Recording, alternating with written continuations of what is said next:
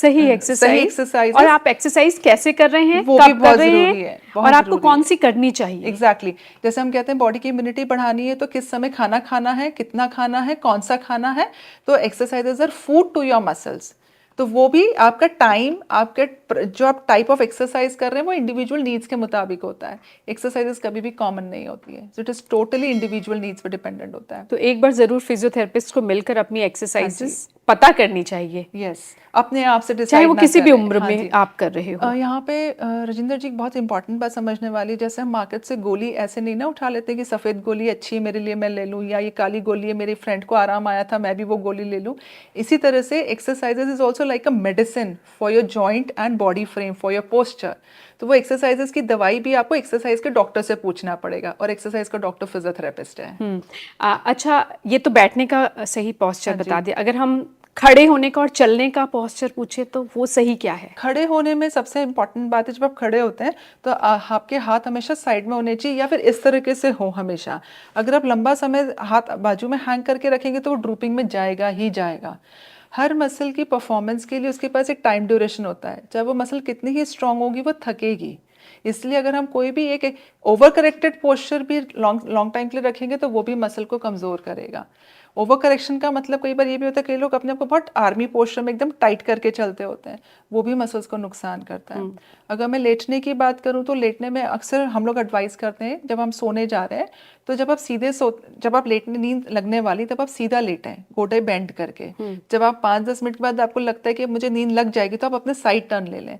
सो 60-70% और 75% of your sleep should be on your sides, any side, any side, आप चाहे right दाहिने हो सोएं या चाहे राइट बाएं सोए। सोएं। और साइड्स को भी बदलते रहें आप, एक साइड पे हमने ज़्यादा देर नहीं सोना है। कई बार ये आम देखा गया है, मैं कई पेशेंट से सुनती हूँ कि वो कहते हैं कि हमें बताया गया कि लेफ्ट साइड डाइजेशन के लिए अच्छा होता है, इसलिए हम लेफ्ट साइड ज़्यादा देर सोते हैं।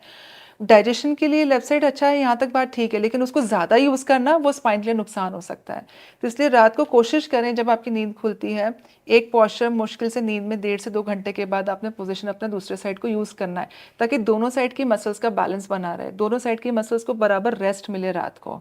जब आप सोते हैं साइड में तो आपके नी टू चेस्ट पोजीशन नहीं होना चाहिए। अक्सर बच्चे जो फीटल पोजीशन है, लोग नी टू चेस्ट बिल्कुल क्राउच करके सोते होते हैं, बाहों को बिल्कुल समेट के सोते होते हैं, वो नहीं सोना चाहिए। उससे स्पाइन और डिस्क पे पूरा असर पड़ता है। जो पैर इकट्ठे हाँ करके जी, सोते पैर हैं, इकट्ठे करके नहीं सोना है। और जो पेट के बल सोते हैं वो पेट के उल्टा। बल, पेट के बल भी हेल्दी स्लीपिंग पोस्चर में रात को अक्सर हमारी कहीं ना कहीं आंख खुलती है, पानी पीना है या हमने लू यूज़ करना है, तो उस वक्त भी आप 10 से 15 मिनट अगर नींद नहीं लगी तो पेट के बल ज़रूर सोएं।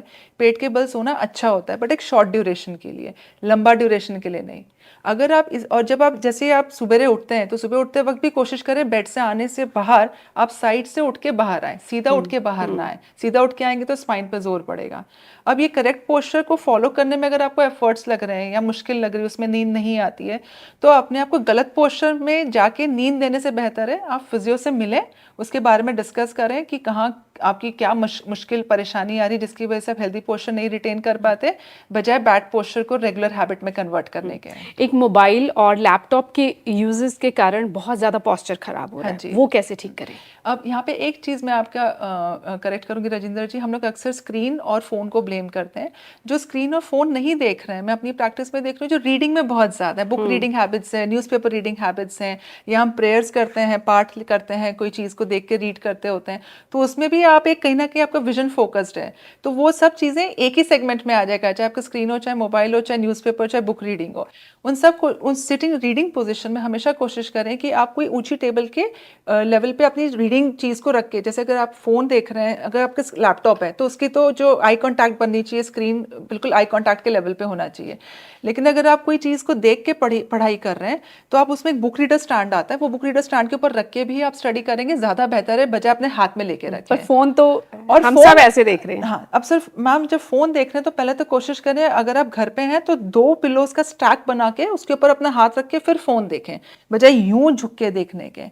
यूँ हैंगिंग हैंड आप पॉसिबल नहीं है, हाँ बाहें थक जाएंगी क्योंकि अब सारा दिन और भी कुछ कुछ काम कर रहे हैं ना बाहों से लेके, तो वो टायर्ड होगी, फिर आप ड्रूप करोगे। सो बेटर है अपनी गोदी में 2 पिलोज एक के ऊपर एक रख के उसके ऊपर रख के फिर आप फ़ोन को ऑपरेट कर सकते हैं, कोई दिक्कत नहीं, फ़ोन आपको नुकसान नहीं पहुंचाएगा।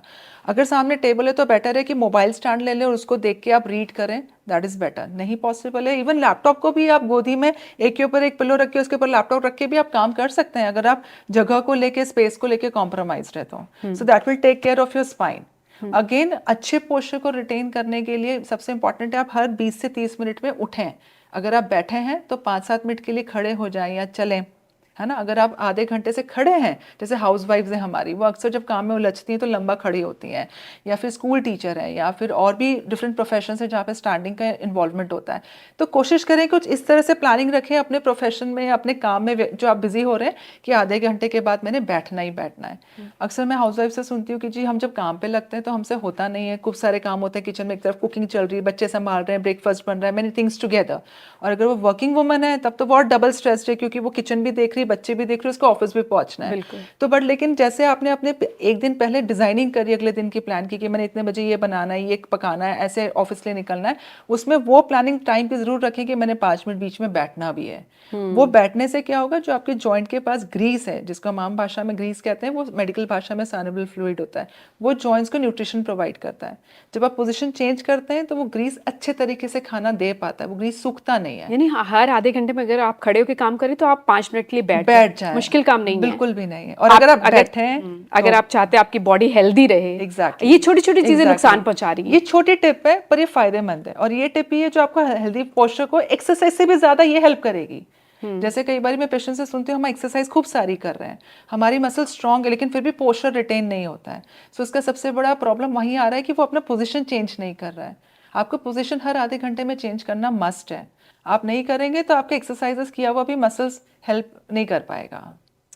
अच्छा, अब गलत पोस्चर के नुकसान, अगर हम इसे नज़रअंदाज किया, आप ठीक से बैठ नहीं रहे, आप चल नहीं रहे ठीक से, आप सो ठीक से नहीं रहे, इसके नुकसान भी बता दीजिए। सबसे हैरानी की बात अगर आप देखेंगे आज जोगिंदर, आज की तारीख में हर घर में back pain, neck pain, knee pain का पेशेंट है। जैसे हमने बताया कि कोविड हर घर में हुआ है, वैसे ये प्रॉब्लम्स हर घर में, एंड रीज़न बीइंग क्योंकि पोस्चरल हैबिट्स बचपन से पड़ी ही नहीं।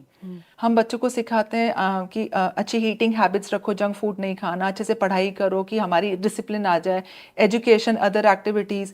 आजकल मेंस्ट्रुअल हाइजीन की हम बात कर रहे हैं, लेकिन पोस्चरल हाइजीन की बात नहीं कर रहे हैं। अगर हम बच्चों को बचपन से ही पोस्चरल हाइजीन सिखा दें कि ये सही है, ये गलत पोस्चर है, उनकी हैबिट में आ जाएगा। स्कूल में अगर टीचर्स उन पर स्ट्रेस डालें कि गलत बैठें, जितना टीचर्स उनके फोकस, कॉन्सेंट्रेशन, पढ़ाई और मार्क्स पे ध्यान दे रहे हैं, उतना ही उस समय उन्हें बता दें, घर पे पेरेंट्स उन्हें कॉन्शियस करें, तो ये बचपन से आदत पड़ जाएगी। तो वहीं से हम बहुत बड़ी बीमारी से बच सकते हैं। जो सबसे कॉमन बीमारी जो बहुत आसानी से हो सकती है, कह लीजिए 15-16 साल की उम्र में दिखना भी शुरू हो जाएगा, जैसे फटीग, बच्चों को थकावट रहना बहुत ज़्यादा अच्छा खाना देने के बावजूद। Second most common problem is that cervical spondylitis, sciatica, slip disc, back pains, shoulder pain, elbow pain. अक्सर हम लोग इन प्रॉब्लम्स को रिलेट कर जाते हैं कि कहीं हमने कोई इंजरी हो गई है, कोई चोट लगी, हमने गलत वजन उठा लिया, गलत भार उठा लिया, या हमने कोई अनयूजुअल एक्टिविटी कर ली। पर वो सारी जो चीज़ें हैं वो सिर्फ उसको ट्रिगर कर रही थी, ये परेशानी तो पीछे से ही बन रही थी। जब आपकी स्पाइन या आपका वर्टिब्रा प्रॉपर अलाइनमेंट में नहीं होगा, वो नसों पे दबाव बनाना शुरू कर देगा। ये बनते बनते बनते बढ़ते बढ़ते बढ़ते ये मेजर प्रॉब्लम्स में कन्वर्ट हो जाता है। हम अक्सर जब ये प्रॉब्लम्स होती है तो हम वो प्रॉब्लम्स के पेन को ट्रीट करने चले जाते हैं, लेकिन पेन का जड़ तो आपका बैक पोस्चर था।